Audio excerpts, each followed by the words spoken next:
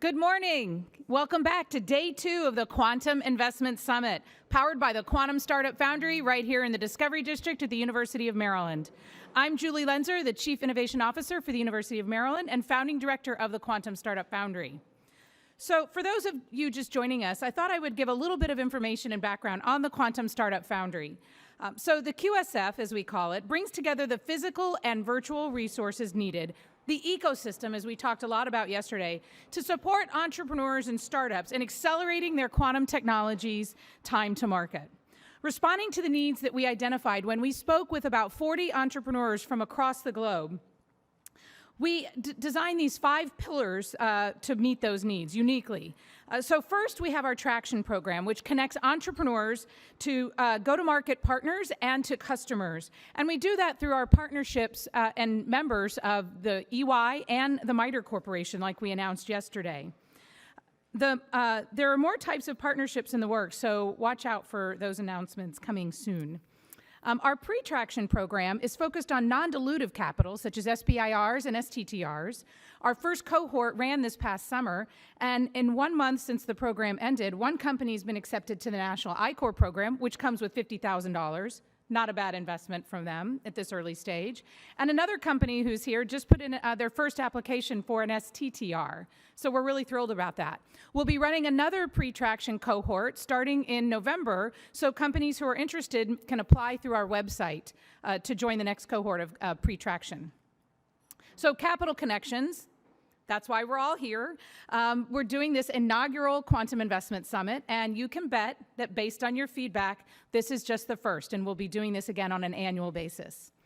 And so while our programs do not require companies to locate in College Park, and that's intentional, in order to take advantage of what we have here, we do have physical space available for those whom being a part of our ecosystem makes sense for their business.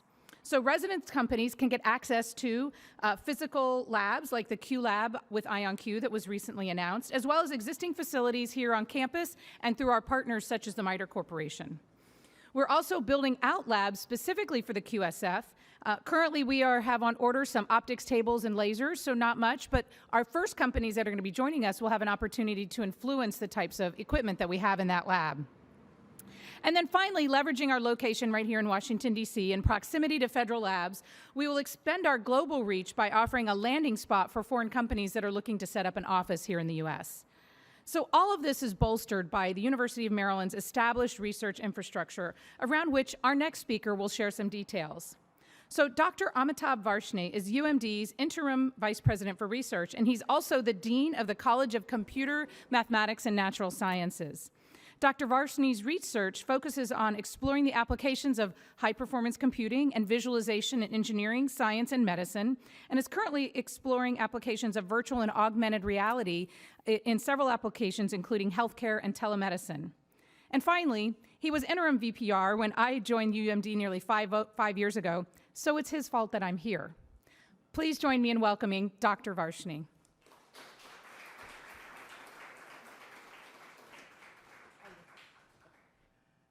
Thank you very much, Julie.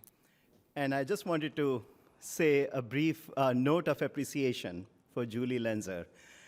All of this entire ecosystem you are seeing here today, this event, all the companies, all the investors, all the students, faculty, staff, everyone, this wouldn't have been possible without the great determination and passion of someone as wonderful as Julie Lenzer. Thank you, Julie.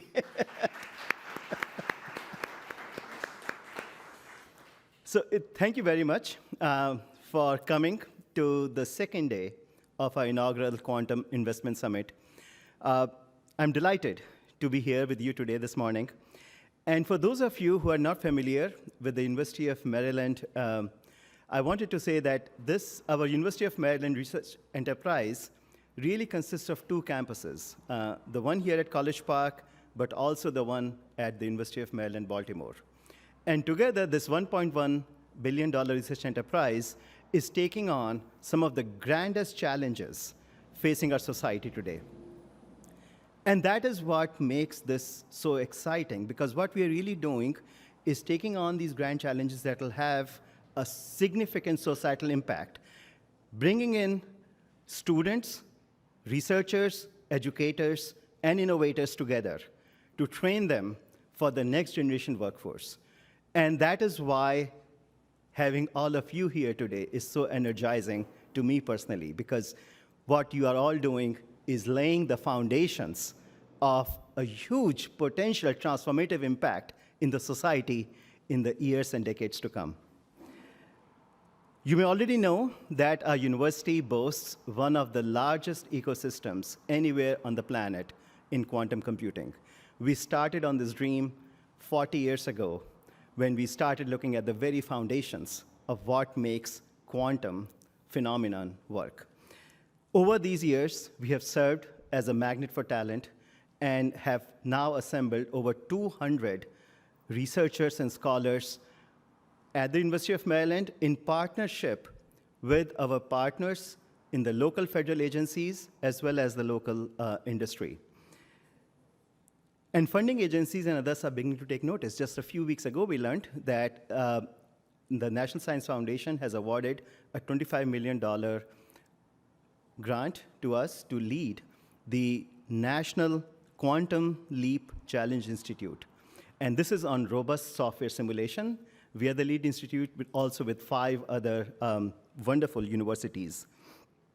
In this institute, the researchers will develop theoretical foundations, but also innovative hardware and provide education and training for a suite of novel simulation devices.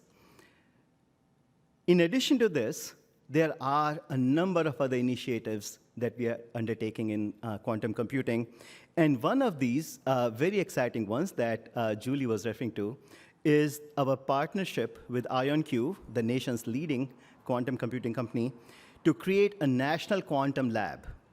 As a part of this national quantum lab, which will be housed right at the Discovery District, where we are right now, this will be the nation's first user facility, which will be open to the broader scientific community to democratize access to the latest generation of quantum computing hardware. On this quantum computing hardware, we will provide hands-on access to our students, faculty, collaborators, and the broader scientific community. And in this spirit, I really wanted to say that our university is all about making connections. We know to tackle grand challenges like quantum science and technology, we can't do this alone. No one can do this alone. It is these local, regional, national, and global collaborations that will be essential if humanity has to get some traction in this really important field. I hope you take advantage of all the brilliant people here today, make connections, grow your knowledge, your perspective, but also help us all advance together in this really important and vibrant field.